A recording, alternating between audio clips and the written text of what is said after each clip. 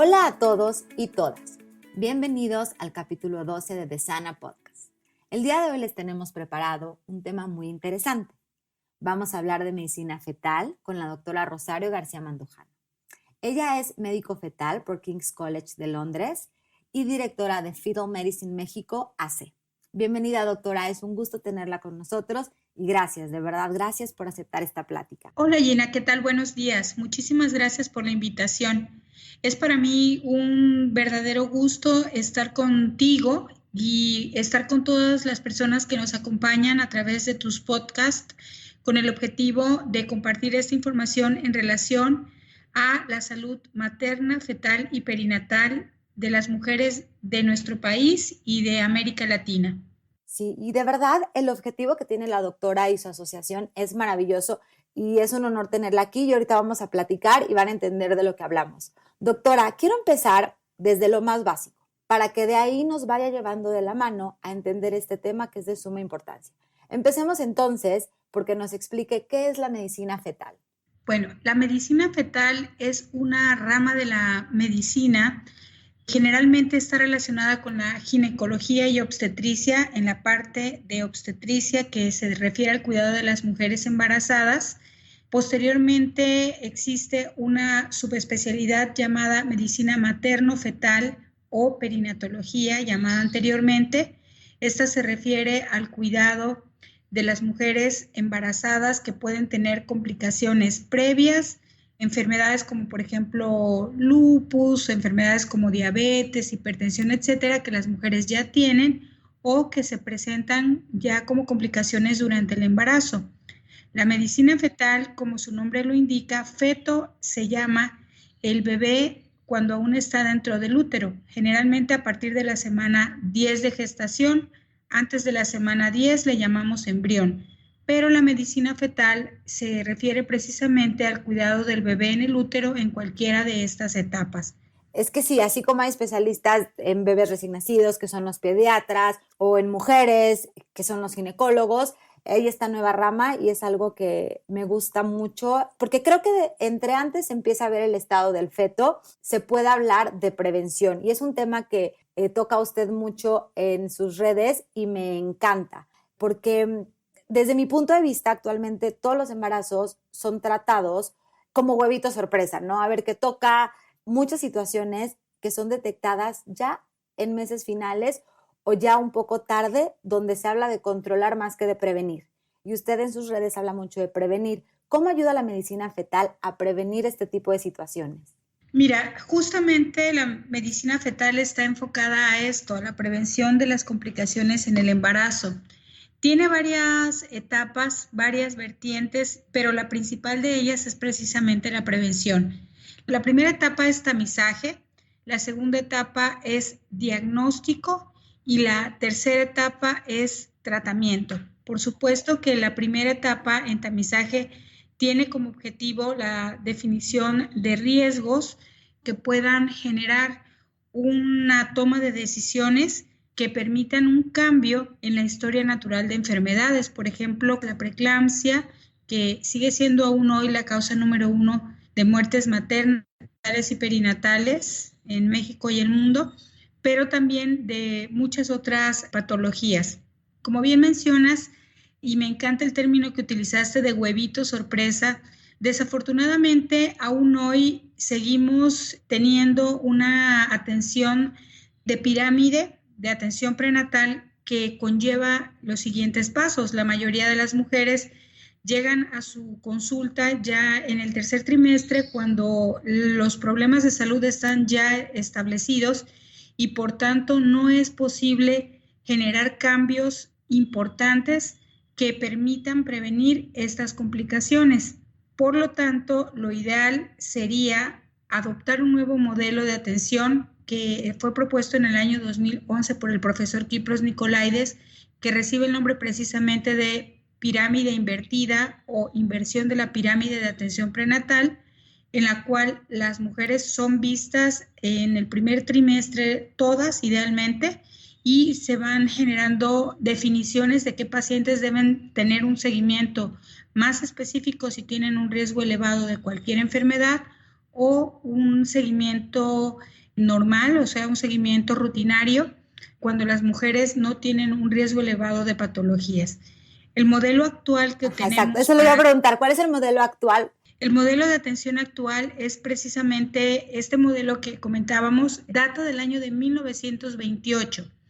Este modelo que surgió en Reino Unido fue un modelo que realmente se generó sin tener un diseño de racionalización, es decir, cuál es la razón por la cual se debe ver a todas las pacientes hasta el tercer trimestre del embarazo, y la única explicación que había es que pues en ese momento llegan las pacientes a su atención, que es lo mismo que sucede actualmente. La racionalización en el momento actual es exactamente la misma, las pacientes llegan hasta ese momento. Doctora, a ver, una pregunta. Entonces, está hablando que en el tercer trimestre, pero, o sea, nosotros llegamos en el embarazo desde el principio con nuestro ginecólogo, no hasta el tercer trimestre.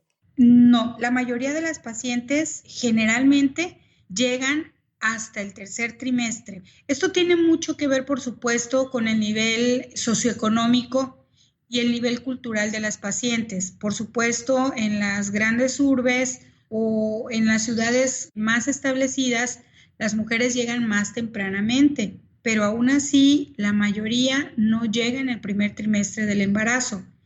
También algo que sucede es que puede ser que la paciente llegue en el primer trimestre del embarazo, que llegue a tiempo para realizar un tamizaje, pero que su médico no le informe que idealmente debería realizar un tamizaje del primer trimestre, y por ende la paciente continúe un control, digamos un control clásico, basado en la primera pirámide que hemos mencionado ya, y tenga su control de forma rutinaria en este sentido, y no haya una evaluación adecuada del bebé, que es allí donde podemos nosotros tener la determinación de los factores que nos permitan definir el riesgo que puede evitarse. Claro, o sea, incluso llegando en el primer trimestre, estamos siguiendo un modelo viejo en este sentido, en el cual se hace algo muy rutinario y no se hace esta prueba de la que usted habla, que es el tamizaje. Pero bueno, explíquenos qué es el tamizaje prenatal para que entendamos también de qué estamos hablando.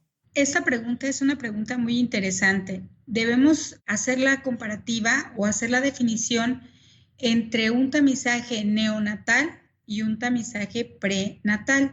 El tamizaje neonatal es aquel que se realiza a los bebés en las primeras semanas postparto, y el objetivo es definir que el bebé no tenga alteraciones metabólicas como problemas de tiroides, como, en fin, problemas metabólicos de múltiple índole. Este es el tamizaje neonatal. El tamizaje prenatal, que es al cual nos estamos refiriendo en esta sesión, es precisamente hacer un tamizaje a la madre en el primer trimestre del embarazo, entre las semanas 11 y 14 de gestación, con el objetivo de definir la salud del bebé y especialmente de proyectar la salud materna y fetal durante el embarazo. Este tamizaje consiste en definir cuáles son los factores que pueden generar mayor riesgo a la madre o disminuir el riesgo de la madre para enfermedades tales como diabetes gestacional, preeclampsia, que ya platicaremos más adelante de ellas, definir si el bebé tiene alguna malformación o alguna otra alteración cromosómica. Ok, ¿y esta prueba cómo se hace? Esta prueba consiste en algunos pasos. El primero de ellos es hacer una historia clínica muy dirigida a la paciente. Esta historia debe contener toda la historia de la paciente en relación a sus datos generales, por supuesto, nombre de la paciente, fecha de nacimiento, edad materna, fecha de última menstruación para definir la edad gestacional, y también datos del padre.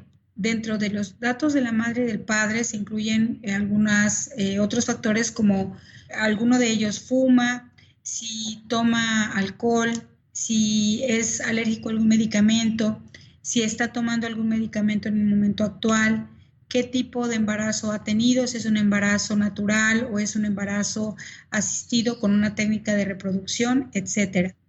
Esa es la primera parte. Dentro de esta primera parte también tenemos la toma de, los llamamos nosotros marcadores biofísicos, que son el peso de la paciente, su talla o estatura. Tomamos también la presión arterial, que tiene una técnica muy específica, muy sencilla, que muchos médicos en la actualidad están ya aprendiendo la forma de cómo tomarla en relación a la metodología.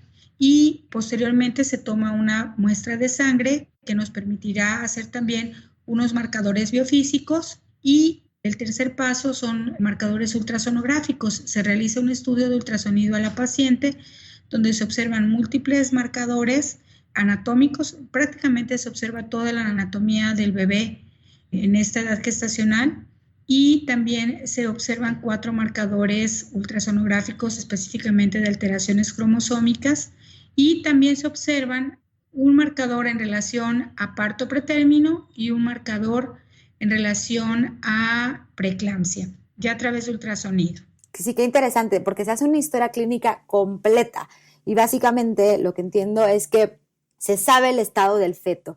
Ahora bien, ¿cuándo se hace esta prueba? Menciona que en el primer trimestre. ¿Es solo una prueba? ¿Es un seguimiento? ¿Cómo va? Mira, en el primer trimestre se hace el estudio inicial. Este estudio inicial, que es el más importante del embarazo, como mencionaba, se realiza entre las 11 y 14 semanas de gestación.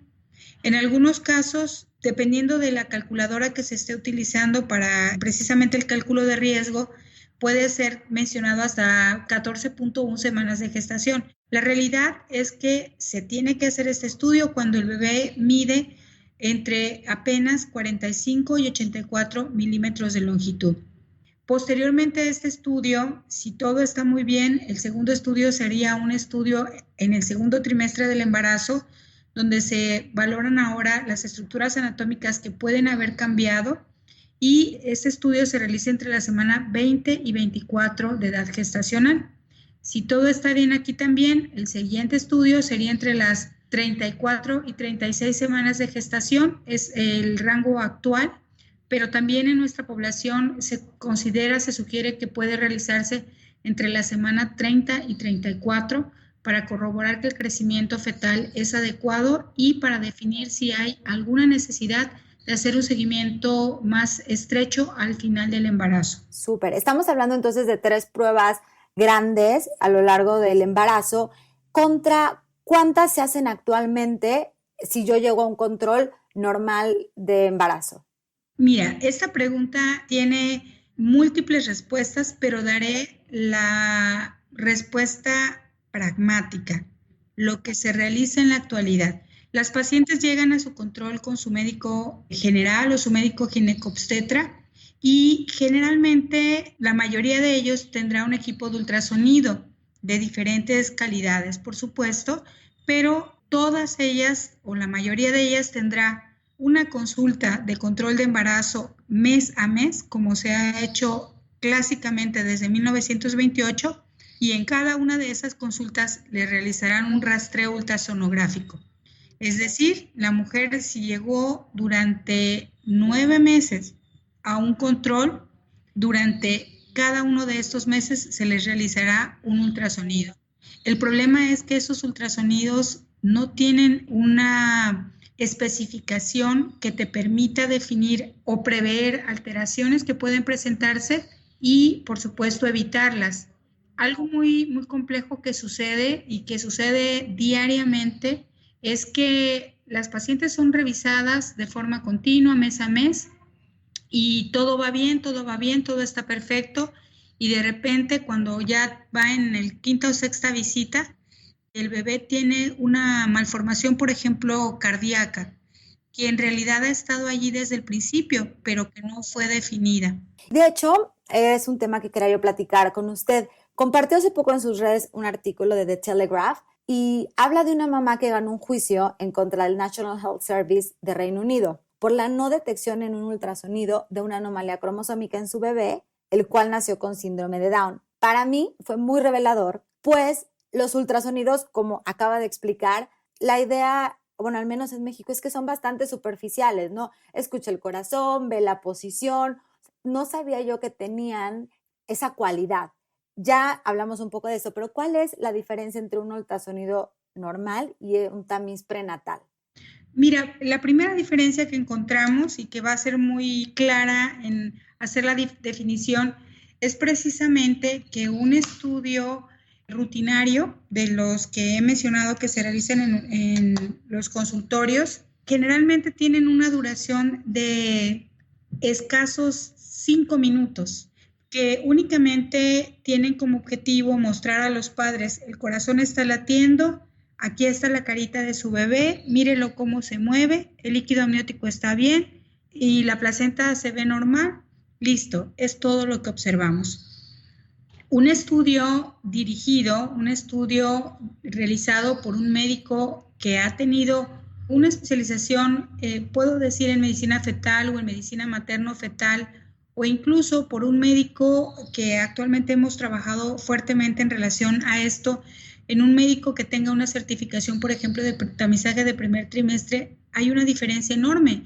Simplemente este estudio de primer trimestre tiene una duración entre 45 minutos y 1 hora, porque, como mencionaba, en un bebito de escasos 45 a 84 milímetros se tienen que observar absolutamente todas las características anatómicas de ese bebé, que deben ser concordantes con lo que se encuentra ya desarrollado en esta etapa del embarazo.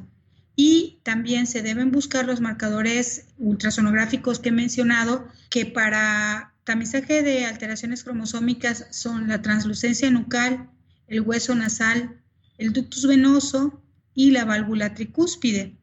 Para preeclampsia es el índice de pulsatilidad media de las arterias uterinas, y para parto pretérmino es la longitud del cuello de la matriz. Entonces, si vemos, hay una diferencia muy importante en el contenido de cada uno de los estudios. El primero no tiene un contenido específico, no hay una razón específica, sino solamente es como mostrar, y el otro tiene un objetivo muy claro, que es demostrar que en realidad la salud del bebé es una salud adecuada. Y si no hay un estado de salud adecuado, definir cuál es el problema que se presenta, y más allá, si por ejemplo, que aquí vienen niveles de responsabilidad que lo podemos comentar más adelante, pero el punto final es que si por ejemplo un médico fetal define, o un médico materno fetal define una patología, si por ejemplo es el médico materno fetal quien lo define, puede enviarlo o referirlo a un médico fetal para hacer una definición en relación a cuál será el manejo que se puede dar a este bebé, y definir de qué manera se puede ayudar este bebé, hasta dónde se puede ayudar, y también definir cuando no hay forma alguna de corregir estas alteraciones. Claro. Doctora, ¿y dónde me puedo hacer esta prueba de tamizaje? ¿Quiénes son los especialistas en estas pruebas? Mira, el tamizaje del primer trimestre se oferta actualmente en múltiples gabinetes, pero la realidad es que no todo el mundo realiza un estudio de tamizaje adecuado. Puedo decir, no todo el mundo realiza un estudio de tamizaje ético. ¿A qué me refiero con ético? Las personas que están como autorizadas porque tienen todas las capacidades técnicas para realizar este estudio, generalmente son los médicos materno-fetales y los médicos fetales. Muchos médicos ginecobstetras tienen también, por supuesto, algunos cursos que han realizado en relación a tamizaje fetal, pero algo muy interesante es que es muy diferente tener una certificación real, me refiero a una certificación presencial, a únicamente tener una certificación en línea. Por lo tanto, regresando a la pregunta, ¿quiénes son las personas que deben realizar este tamizaje del primer trimestre? Médicos con subespecialidad en medicina materno-fetal, médicos fetales y toda aquella persona, ya sean ultrasonografistas, radiólogos, médicos ginecobstetras, que tengan una certificación en tamizaje del primer trimestre.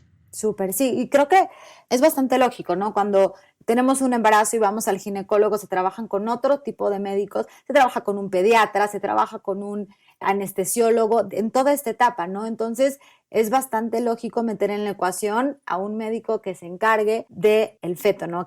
Entonces pedirle, yo creo, a nuestro ginecólogo o empezar a ver cómo podemos tener estas pruebas que yo creo, bueno, al menos a mí se me hace mucho más lógico el tener 3 pruebas que definan a profundidad el estado de mi embarazo, más que 9 que solo me digan si se ve, ¿no? Dijiste algo súper interesante, fíjate que tengo que decirlo. Creo que nunca lo he expresado tal cual lo has expresado tú en este momento. Me refiero para público en general. Lo hemos discutido, por supuesto, en foros para médicos, etcétera, pero es muy interesante la vista que le acabas de dar, el enfoque que le acabas de dar. No podemos nosotros considerar en la actualidad que un solo médico puede hacerlo absolutamente todo. Como bien mencionas, por ejemplo, para un nacimiento, para el parto o la cesárea, hay personal involucrado además del médico tratante. El médico tratante puede ser un médico general, un médico obstetra, un cirujano, incluso un pasante de medicina, un médico que esté haciendo su servicio social. Claro. Hay un grupo extraordinario de mujeres que se llaman matronas. Hay también dulas que están educadas también para atención de nacimientos, pero ellos y nosotros nunca atendemos un parto de forma única, es un grupo completo. Está, como bien mencionabas, el anestesiólogo que se hará cargo del cuidado de la paciente en relación al dolor, en relación a un estado de tranquilidad durante su trabajo de parto. Está también la dula, que tiene un papel importante en relación a técnicas de relajación, a técnicas de mantener la calma durante el trabajo de parto. Está el trabajo del ayudante, que es un trabajo primordial para la tranquilidad del médico cirujano que está como responsable, y también está la enfermera circulante que se encarga de que en el quirófano todas las cosas estén en tiempo y forma, o en la sala de parto. Entonces, durante el control prenatal es sumamente importante comprender también que un médico ginecobstetra o un médico general o un médico especialista en medicina familiar no van a ser capaces de llevar todo el control, simple y sencillamente por el factor de tiempo. Nosotros, por ejemplo, en una consulta obstétrica general, tenemos que checar a la madre que su peso esté siendo el adecuado, el aumento de peso cada mes, tenemos que checar su presión arterial, tenemos que checar cómo se siente la paciente emocionalmente, cuáles son los cambios que el embarazo le ha ido generando, y los cambios pueden ser cambios desde taquicardias hasta cambios en la visión. En fin, la paciente necesita también recibir información que el médico le dé. Entonces, imagínate tú todo esto en una consulta que dura en promedio 30 minutos más un estudio ultrasonográfico. Es imposible. Entonces, sí es muy importante considerar también que el médico, pues llamémosle tamisólogo, para no ponerlo en un cuadro de una especialidad o subespecialidad en particular, este médico debe ser parte también importante del trabajo diario de un médico que atiende a mujeres embarazadas. Totalmente. Doctora, entonces, ok, me hacen la prueba, todo sale positivo, continúo con mi tratamiento prenatal normal, hago las siguientes pruebas, ¿no? Cada 3 meses aproximadamente, pero ¿qué pasa si se detecta algo? ¿Cómo entra o cómo se empieza a prevenir o a tratar? Dependerá de cuál sea el resultado que se obtenga en relación a qué patología es la que está alterada. Lo ideal es que nuestro estudio sea un estudio que sea negativo, que no haya absolutamente ninguna positividad de riesgo. Ese es el objetivo ideal. Si el estudio resultara positivo, por ejemplo, con un riesgo elevado de preeclampsia, el médico podrá decirte si el riesgo es para preeclampsia temprana, intermedia o tardía, porque esto es la capacidad que nos dan las calculadoras de riesgo. Entonces, si la paciente resulta positiva, el médico, dependiendo de quién sea que realice el estudio, pero supongamos que es una persona a quien tu médico obstetra te refirió para que te hiciera el estudio. Tu reporte dirá que hay positividad o riesgo elevado de desarrollar preeclampsia. Entonces, tú tendrás que ir con tu médico tratante para que el médico tratante ya te dé las indicaciones que debes seguir para evitar la preeclampsia. ¡Qué maravilla! O sea, muy Sí, bien. sí, es excelente, porque no solamente te dará un medicamento, sino también te dirá cuáles son los cuidados que debes tener con tu alimentación, con tu estilo de vida y algunos cambios probablemente que tendrás que tener en relación a actividades físicas relacionadas, por ejemplo, con tu trabajo, etcétera, con el objetivo de hacer que la historia natural de la preeclampsia sea limitada. Obviamente no es que se va a eliminar por completo la posibilidad de desarrollar preeclampsia, no. Lo que se busca con la prevención de la preeclampsia es que si tú ibas a desarrollar preeclampsia temprana, por ejemplo, a la semana 32, el tiempo de presentación se prolongue, y si tendrías que haber tenido a tu bebé muy prematuramente a la semana 32 por preeclampsia, se puede retardar este evento hasta la semana 38, por ejemplo, que ya el bebé es un bebé de término y que evidentemente las complicaciones que tendrá el bebé serán mucho menores debido precisamente a que ya no nace como prematuro, sino nace como bebé de término. Claro, no, es que información es poder y cuando se tiene esa información se puede actuar. Doctora, ya empezamos a platicar de la preeclampsia y mencionó que es una de las causas mayores de muertes materno-fetales. Vamos igual a regresarnos. Para la gente que no sabe, ¿qué es la preeclampsia y por qué tiene este alto rate en muertes materno-fetales? Mira, la preeclampsia ha tenido muchos cambios en los últimos 5 años en relación a su definición. Inicialmente se definía como el aumento de la presión arterial por arriba de 140/90 milímetros de mercurio durante el embarazo, acompañado de proteinuria. Aproximadamente hace 5 años, el American College definió que podría haber preeclampsia sin la presencia de hipertensión, únicamente con la presencia de proteinuria de aproximadamente 300 miligramos en orina de 24 horas, pero actualmente la Federación Internacional de Ginecología y Obstetricia regresa a la definición de preeclampsia por la presencia de presión arterial elevada. Entonces, como nos damos cuenta, la definición es un poco compleja aún para el gremio médico. Entonces, la definición en la práctica clínica, tomando en cuenta que fuese solamente la paciente la que tendría que definir qué es la preeclampsia, es algo muy complejo. Por lo tanto, lo ideal es que desde el principio la paciente sepa, ¿tengo un mayor riesgo o tengo un menor riesgo de desarrollar preeclampsia? Bueno, la preeclampsia es una causa terrible de complicaciones en el embarazo porque precisamente al no poderse definir desde el principio, esto es preeclampsia, porque en el embarazo puede presentarse un espectro amplio de alteraciones relacionadas con la presión arterial. La primera de ellas es una que se llama hipertensión gestacional, que es simplemente el aumento de la presión arterial, seguida de la preeclampsia, que es el aumento de la presión arterial más proteínas en la orina.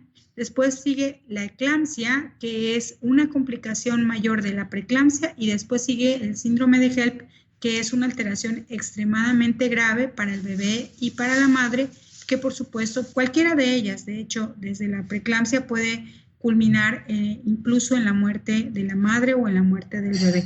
¿Por qué es tan grave o por qué puede ser tan grave?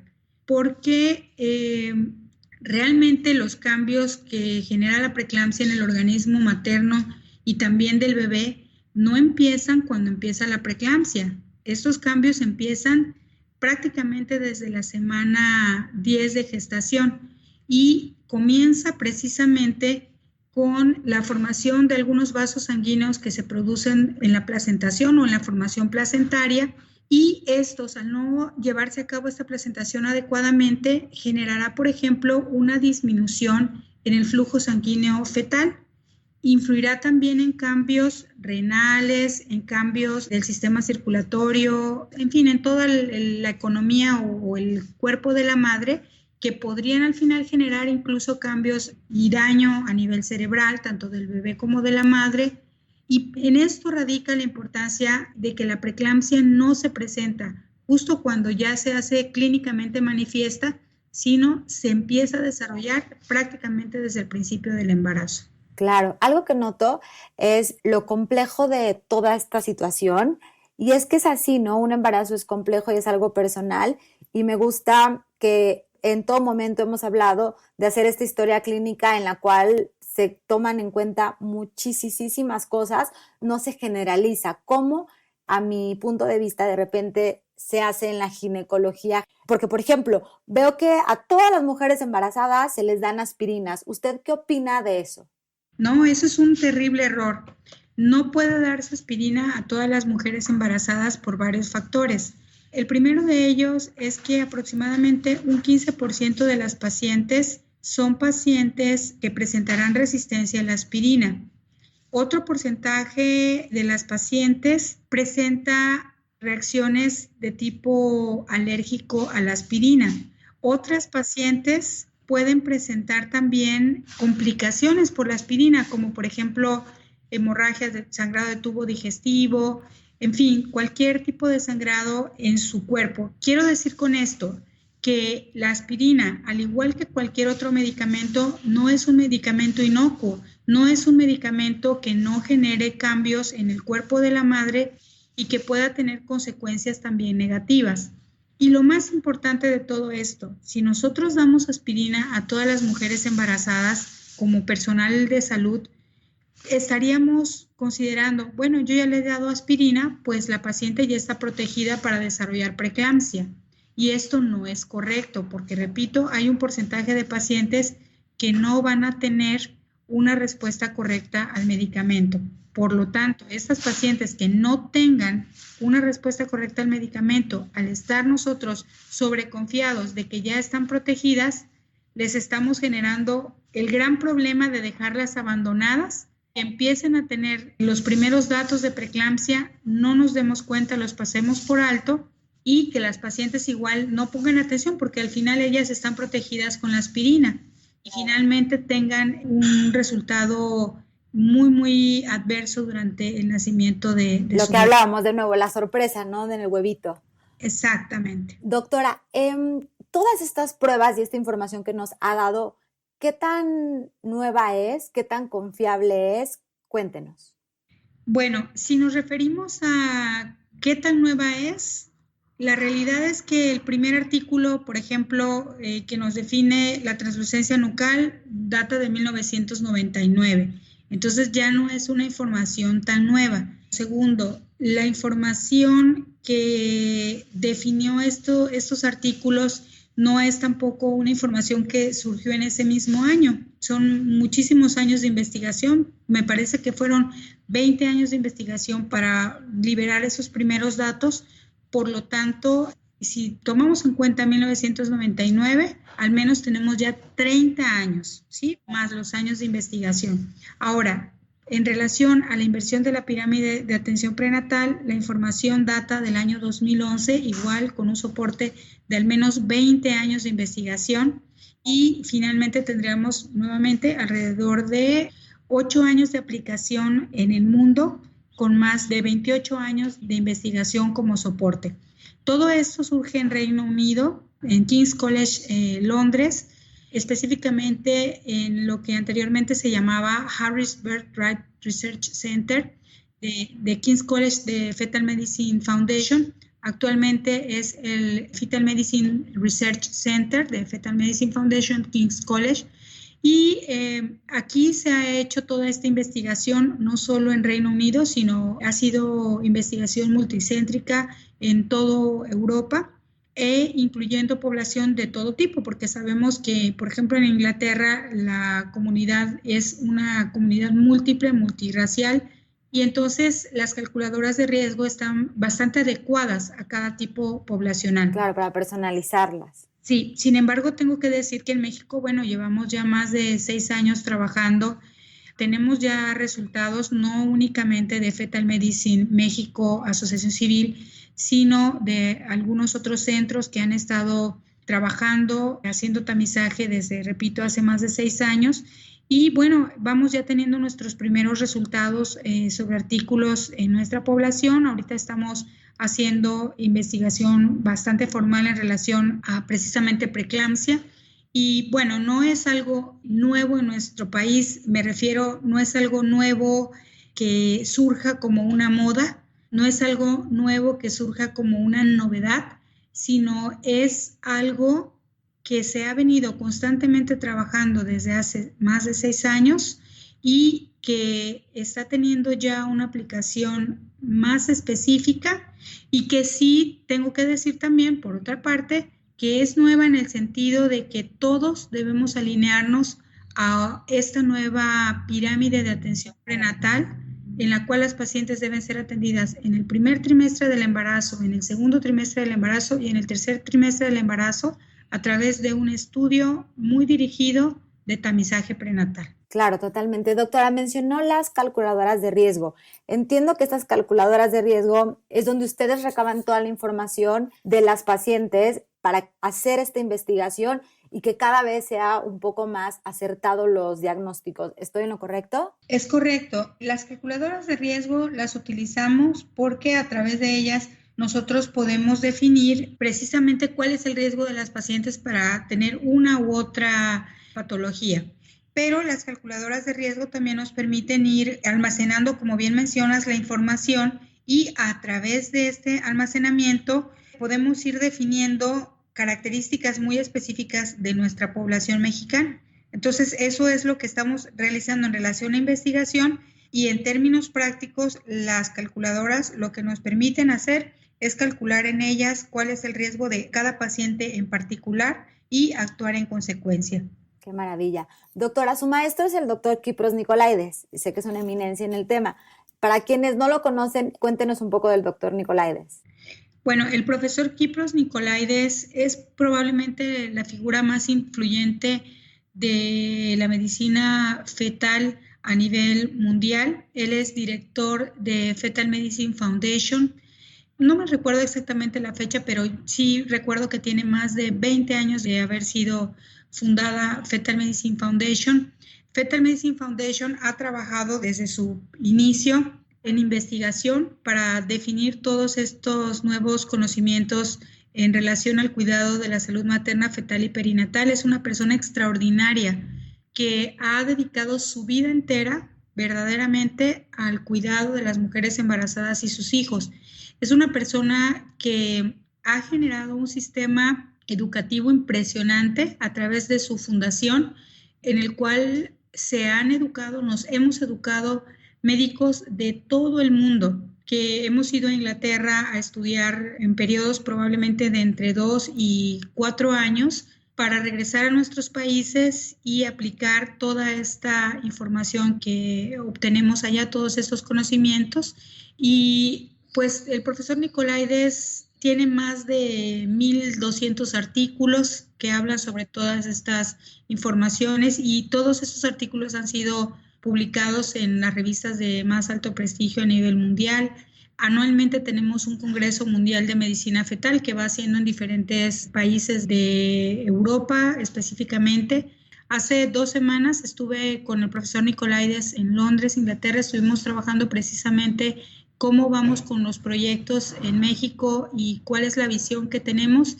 Y estoy muy feliz de poderles informar que la visión va siendo cada vez más amplia, con un mayor compromiso de parte de Fetal Medicine Foundation y también de parte de Fetal Medicine México para la población mexicana, tanto de la comunidad médica como de la comunidad de personas civiles, pacientes, familiares de pacientes, etcétera.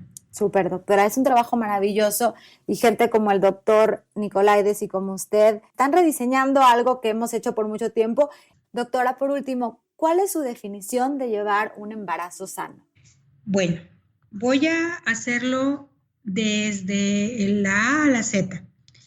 Lo más importante, en primer lugar, es que el bebé que se espera sea un bebé deseado. Por lo tanto, se sugiere que se acuda a una consulta preconcepcional, esto es alrededor de 3 meses antes de que se empiece a buscar el embarazo. Esto con el objetivo de lograr que la madre se encuentre en sus niveles óptimos sanguíneos, como por ejemplo de hemoglobina, que no haya anemia, que no hayan infecciones, que no hayan alteraciones, por ejemplo, de la coagulación, como plaquetas, etcétera. Primero, también es importante observar allí la salud del padre. Si el padre, por ejemplo, tiene algunas toxicomanías como tabaquismo, como alcoholismo, poder trabajar para que al menos con este periodo de tiempo de 3 meses pueda dejar estas sustancias y de esta manera las células que embaracen o que produzcan al nuevo bebé o al nuevo individuo sean células lo más sanas posibles. 1. 2. Ya que vemos que todo está bien en la consulta preconcepcional, los padres se embarazan e inmediatamente en cuanto sepan que están embarazados, como ya tuvieron su control preconcepcional, acuden a su primera consulta de control prenatal, donde se pondrán las guías de seguimiento del embarazo. Cada mes la paciente y su esposo deben acudir a su control con su médico obstetra normalmente, o su médico familiar o su médico general. Y en este mismo periodo de tiempo, su médico deberá enviarles a sus 3 estudios de control, uno entre las 11 y 14 semanas de gestación, otro entre las 20 y 24 semanas de gestación y otro entre las 30 y 34 semanas de gestación. Si es necesario, por ejemplo, después de la semana 34, el bebé no ha nacido a la 39, se sugiere una última valoración. Y en los casos en los cuales se encontraran alteraciones, pues se definirá una revaloración muy definida por el médico que esté a cargo de la salud fetal. Durante todo este periodo del embarazo, el médico también deberá solicitar algunos estudios de laboratorio. Por ejemplo, en el primer trimestre es importante hacer una valoración del perfil TORCH, que quiere decir una investigación de infecciones como toxoplasma, rubiola, citomegalovirus y herpes, así como otras infecciones que se valoran también allí. Es importante también solicitar estudios como el del HIV o virus de la inmunodeficiencia humana, VDRL, para ver algunas infecciones de transmisión sexual. Y listo, eso es en el primer trimestre. Bueno, también, los estudios generales de sangre y de orina.